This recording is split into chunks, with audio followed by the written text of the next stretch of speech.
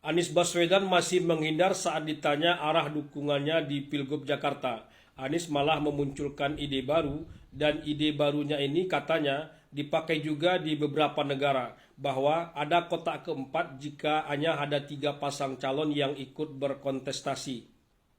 Kotak keempat menandakan bahwa pemilih tidak memilih ketiga pasang calon yang dicalonkan parpol atau calon independen. Ide baru dari Anies ini sebetulnya sama saja dengan golput atau mencoblos ketiga pasang calon, yang artinya pilihan pemilih itu tidak sah. Bedanya kalau ada kotak keempat dan kotak keempat itu isinya jauh lebih banyak, maka pemenangnya jelas bukan ketiga kotak lainnya itu. Kalau golput dalam artian tak datang ke TPS atau mencoblos ketiga pasang calon, bentuk protes yang seperti ini masih bisa disalahgunakan. Tahu sendirilah pemilu kita ini masih sangat manual, masih purba, masih dihitung satu-satu. Ada pakai teknologi tapi teknologinya sering amburadul.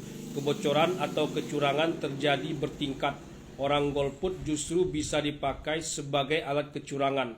Pilihan kita memang belum aman di sini. Bisa jadi Anies masih menginginkan kotak keempat itu adalah umpama dirinya. Ia ingin kotak keempat itulah yang akan menang.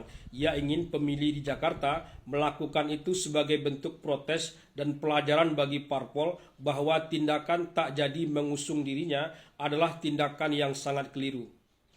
Seperti suara pendukungnya di medsos, Anies merasa otomatis menang kalau maju di Pilgub Jakarta. Anies dijegal karena orang takut kalau nanti Anies menang, Anies akan menjadi jauh lebih hebat. Anies dan pendukungnya lupa bahwa ia dulunya kalah di Jakarta waktu Pilpres. Itu tak dianggapnya lagi.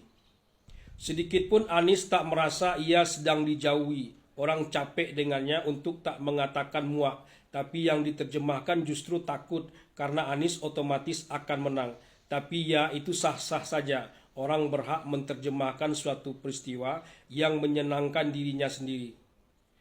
Anies masih mengira bahwa 40-an juta yang memilih dirinya waktu Pilpres itu lalu otomatis menjadi murni suaranya. Ia tak melihat ada irisan PKS, PKB, dan Nasdem yang sudah memiliki pemilih tradisional. Konon suara 40-an juta itulah yang jadikan modal untuk mendirikan partai baru.